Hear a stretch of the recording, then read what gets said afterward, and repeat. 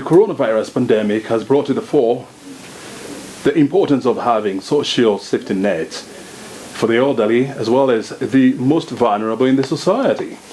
In Kenya, with about 2.1 million people above the age of 65, these would not have come at a better time. Joining us to help us understand what we as a country are doing in this front is the Principal Secretary in charge of Social Protection in the Ministry of Labour and Social Protection. This is Nelson Marwa. Thank you so very much indeed for joining us. Tell me this, how exposed is the Kenyan society when it comes to the coronavirus pandemic, especially for the vulnerable and the elderly people? Yeah, thank you so much. I think the coronavirus pandemic affects more the vulnerable groups in our population. Vulnerable in the sense that in terms of their age, the sickly, the malnourished, and the orphaned children who normally don't get proper medical attention. We also have a category which is mostly affected, the population living with severe disability, and even with those with mild disability who have no livelihood to depend on. These are the populations who are affected. But when you scale down, you find that the pandemic has affected new vulnerable populations, the casual laborers, the mamambogas, the border borders, tea laborers, coffee, those working in Kisii, soapstones, in the coast tourist industries. We have the Mama Samaki, Mama Vibanda. These are groups and the populations who are very vulnerable. And those who are living in informal settlements in our urban centers. If you take the 47 counties, we have informal settlements which are products of industrialization. So these populations are affected. So these are the kind of vulnerabilities that the government has identified. And you can see His Excellency the President is very religious on this kind of category because they are most affected, and particularly the new vulnerable groups in informal settlements. Mm-hmm. And more so those who are in the lockdown counties, like Nairobi, those who have been working in industrial areas, those in informal settlements with the lockdown, they have nowhere to go. These are Kenyans who are on casual basis. At the end of the day, they are paid their dues. They buy the little unga. The next day, they start a new life. And this is familiar to all urban centers in the country. How big is the target audience, or how many people are being targeted under the social safety nets? Traditionally, we have now the normal cash transfer program, the Inua Jamii, which targets 1.2 million beneficiaries domiciled in the Ministry of Labour and Social Protection, and 100,000 beneficiaries who are domiciled in ASAL, domiciled in the Ministry of Devolution. So in total, that is the number we have officially. So as we stand, you're talking about 1.2 million people. 1.2 million. And how many deserving cases are there? The 1.2 are deserving, but we have a number of beneficiaries who needs to be targeted. Mm-hmm. Over 250, particularly the over 70. We have orphaned children, we have members of disability, close to 900, according to the recently released census, about 900 who deserve to be brought on social protection program via cash transfer. Yeah. You know, when you interact with the Kenya, the National Housing Survey, it will tell you that about 45% of Kenyans, they live below the poverty line, in the sense that their earning is below 200 shillings, on a daily basis. And these groups, can be classified as vulnerable, economically speaking. How or what measures have we put in place to ensure that even these kind of groups, they tap into the social safety net rolled out by the government? Yeah, I said before, we have the normal cash transfer program, which is targeting the traditional beneficiaries domiciled in the payroll via cash transfer, the 1.2 million Kenyans. The new vulnerabilities who have come on board as a result of the COVID-19 include the informal those in the informal settlement. We have those in the tourism industry. We have those in coffee, tea, selling fish, those small scale business, ladies and mamas, border groups. You get those living in informal settlements. In Nairobi, we have several informal settlements. Mombasa, there are so many. If you go to Kwale, Kilifi, you go to the 47 counties, in every county headquarter, you will get informal settlements. And who lives here? These are laborers, casuals, house helps. We have borders. You get, these are the population you are mentioning here. And why His Excellency the President released 10 billion Kenya shillings was to target specifically this group, and the Kenyans should get this right, to target this specific group. Already the government has started targeting those within the lockdown of Nairobi, Mombasa, Kilifi and Kwale, where they have been given 2,000 shillings every week. In all informal sector, every week, because these are people who are getting money every day at the end of the day to support their family. So this money is targeting the informal, the vulnerable groups, regardless of your age. The normal cash transfer targets those over 80, severe disability, and poor children. But the 10B, according to the direction of His Excellency the President, is he doesn't want to see any Kenyan die. So it's targeting the new vulnerable groups wherever they are in the country. And the Minister of Labor and Social Protection, in conjunction with the Minister of Interior, Minister of Health, and the county government, we have started rolling out payment to these categories. And remember, this is not enough. His Excellency the President started the other week, Kazi kwa Mtaa. These Kazi kwa Mtaa programs are meant to inject money into the hands of the vulnerable groups. Before coronavirus, you had a target audience of about 1.2 million people who qualified for the social safety nets. With the coronavirus, it has brought more problems. A lot of people cannot feed themselves.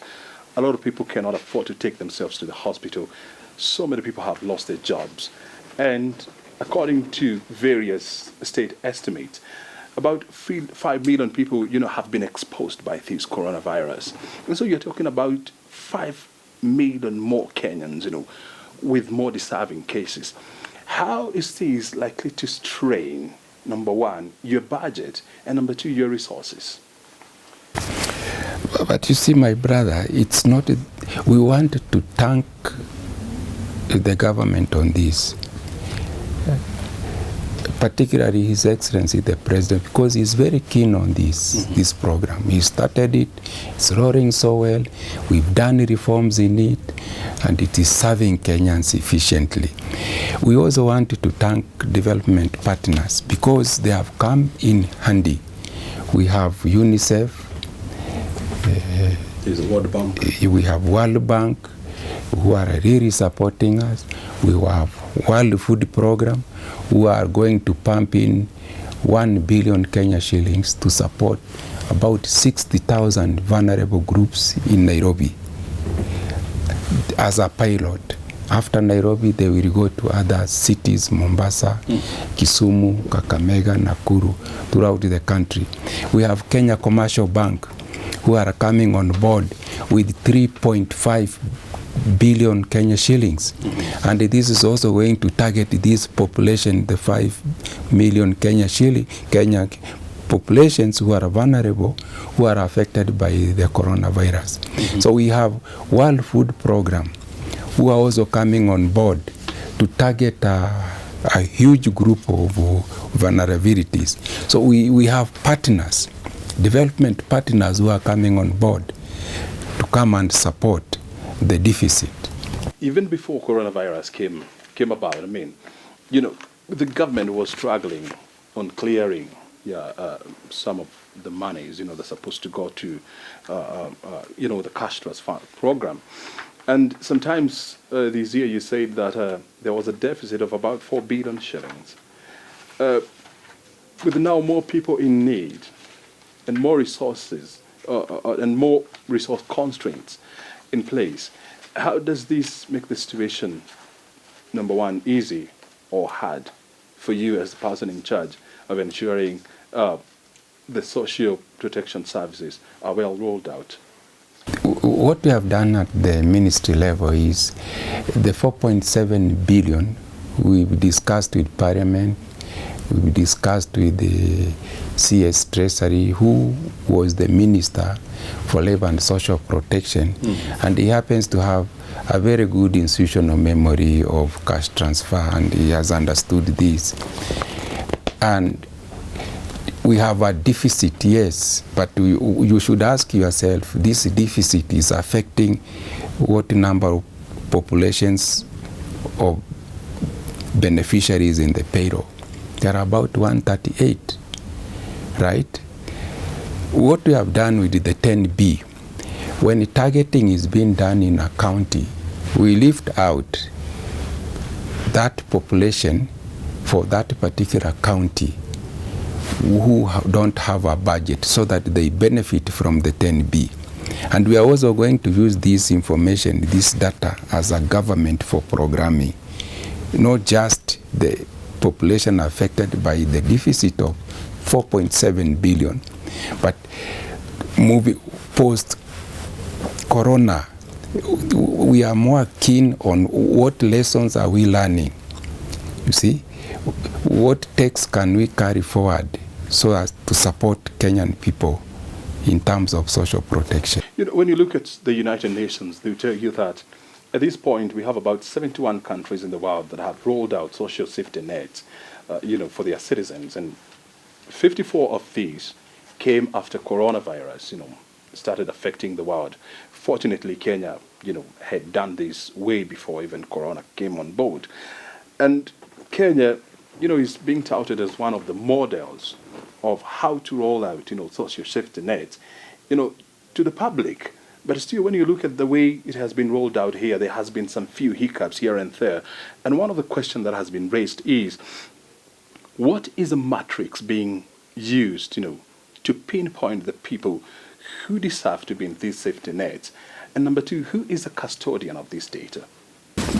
I think Kenyan model of social protection is now the best. We have countries even from developed world who are now coming to, they have overbooked. We are unable to diarize some of them. majority of African countries are coming to benchmark on the social protection in Kenya. You see, it's working. I tell you the reforms, in the last 1 year and a half, the reforms that has gone into this are great.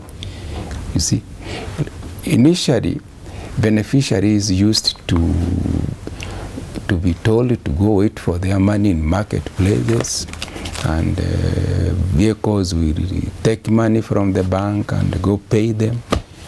Ask yourself, what about those who are sick? What about those who didn't get information about payment? You see, there were issues. What about those who would walk kilometers to go to that market center just to go get paid? There were issues. But I can tell you for a fact, these issues are history. We have migrated all these beneficiaries, majority of them, into banks. And each beneficiary has a bank account. So the moment Treasury releases money to the ministry, the money does not stay in the account of the ministry. It is released to 4 banks: Cooperative Bank, Post Bank, KCB, and Equity.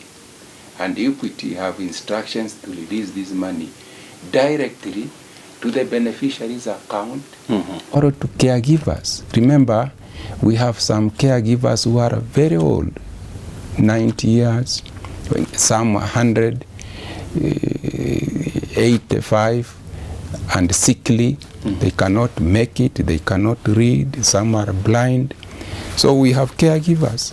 And the question still stands, how was this data collected of these needy cases, and who keeps this data? The data is domiciled.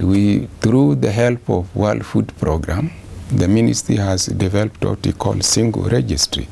All the information of beneficiaries you require, and even those we intended to target in the future, the one I'm mentioning, are domiciled here. We have all the information. Targeting on the ground is done through a multi-agency approach. We have committees where even members of parliament are involved, their representatives are involved, chiefs are involved, to the extent that you cannot play monkey business at that level. There are checks and balances. Once this is confirmed, it is progressed to the headquarters, and we have automated all the information. All the information about vulnerable groups in the country have been automated. At a single minute, we can produce that minute and use it for the benefit of Kenyans. Yeah. If you go through the press, you still see people in the rural areas, in the urban areas, in slums and other informal settlements, saying that we have tried to register for these safety nets for more than 2 years now. We've not been successful.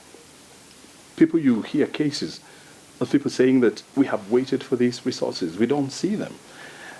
Do you still have challenges, reaching people or enrolling people in these programs? What there is targeting was done way back in 2013. Right? So 7 years. 7 years down the line. How many have reached over 70? And how many turn 70 years and above every day, every week? You get? We have that statistics here. So the Minister of Labor and Social Protection, working in collabo with other department ministries, we have come up with what we call Social Assistance Fund. The fund is already in Parliament. It is meant to widen the base of the revenue for social protection. You see, so that the government does not necessarily depend on exchequer, you see, on GOK money to take care of the vulnerable groups. The fund is going to be independent. It's going to enable the country to attract more funding from donors. It's going to be something very huge. huger. The vision of the ministry and the vision of the government is to make social protection in Kenya a universal program. But it appears, as we sit here, do you agree that there are some deserving cases who are yet to be reached out? I do, and that's because of budget deficits, which we are addressing through establishment of a fund. You can see we are running faster than, you see. We are aware there are those challenges, but we are again telling you that there is no government in the world which is self-sufficient, which is self-reliant. You see, it has to depend on borrowing, partners, and that's what the country is doing. People who are above 60 years. Above 60 years. They're 250,000. We also have members of the disability community, where the government is targeting 47,000. So far, the normal Inua Jamii is covering that group. But remember, His Excellency the President also rolled out an additional 500 million to be paid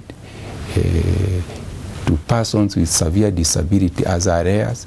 We did pay that as a ministry, and there was a balance of 200 million, which I have already briefed His Excellency the President, and he has instructed that this money be spread to all the 290 constituencies, and we have done that. This is very huge. Yep. So, do you also agree that there are some non-deserving cases that are benefiting from these resources? If they are after reforms, you should ask me that. You may have asked me that before the reforms. I can tell you after the reforms, it is not possible. Maybe there could be caregivers. You know, caregivers are selected by the beneficiary. Like Amze is 95, blind, unable to write, unable to know what's going on. So anasema, I want my mjukuu awe anachukulia mimi hiyo pesa. Then in between, mjukuu anaenda anaokota pesa every month, after 2 months, and a pocket.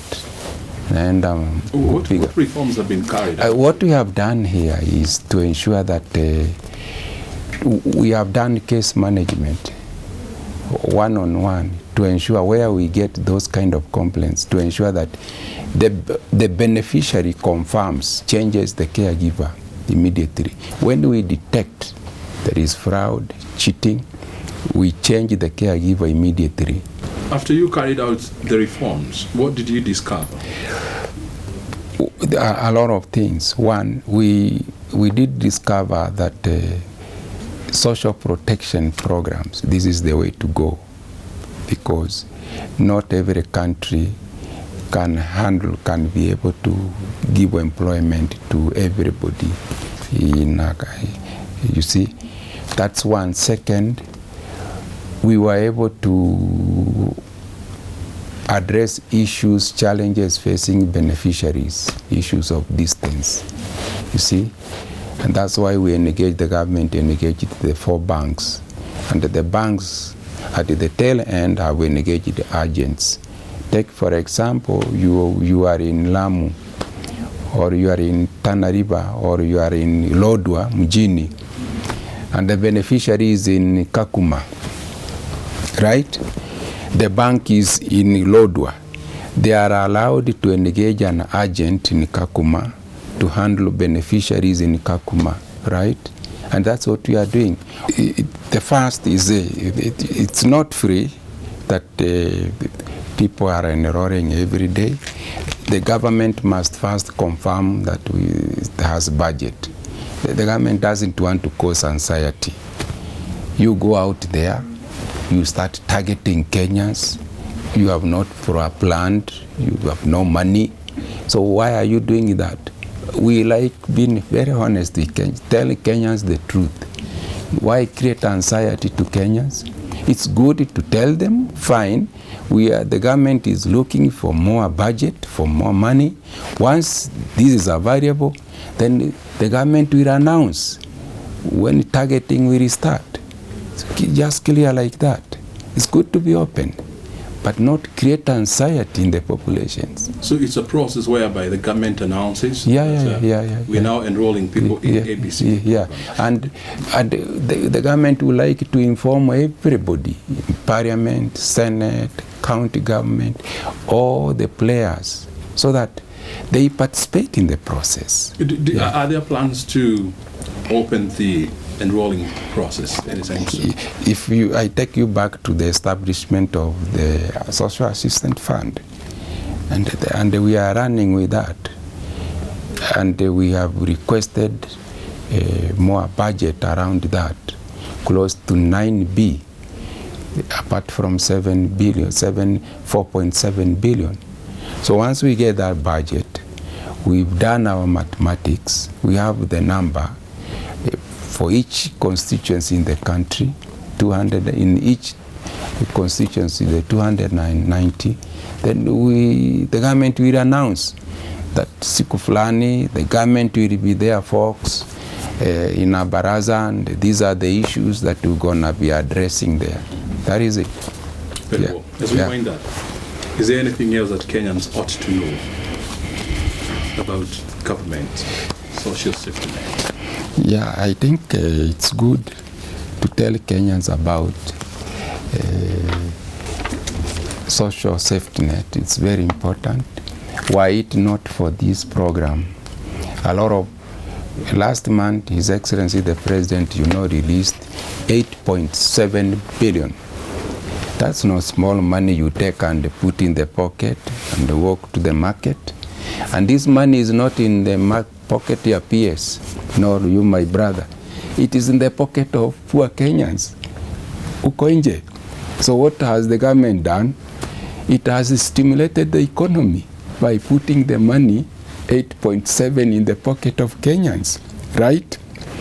Already, His Excellency announced the release of 500 million additional areas to persons with severe disability. That money again is not in Nairobi. It is in the 47 counties, and it's in the 290 constituencies. Mm-hmm. What have you done? You have addressed the vulnerabilities of Kenyans, right? Again, what's the government doing? The government is targeting over 33,000 extra persons with disability, not severe, because severe we are dealing with it, and that is targeting the 290 constituencies. MPs, we have asked them to please share us with this information, that mama, that mzee, that kijana mwenye ako na challenge kimwili, anatakana asaidike, pesa iko, sindio? The money is there, and it's been used prudently. Good. Yeah. Thank you. This is a program that Kenyans must take in confidence. Very well. Thank you. Programs and the reforms have been conducted in it, and we have no doubt about it. The future is bright. Yep. Thank you so much. And with the establishment of the Social Assistance Fund, this is going to be one of the biggest programs. All maskini Kenya watakuwa naingia hapo. Mama akifika, mzee akifika 70, anaingia kwa hiyo program automatically, because it is not going to be dependent on exchequer from National Treasury. We are actually overburdening waziri wa Treasury. We should go out and assist. Asante sana for joining us here. Every society is gauged by how it handles its most vulnerable and the elderly. And let's hope that Kenya will be in the future judged fairly through the lenses of how it managed to help those who are in need right now. You have been watching Inside Government. My name is Obrien Kimani. Thank you. We do it again on Thursday, same time, right here on KBC Channel 1. Have a good time.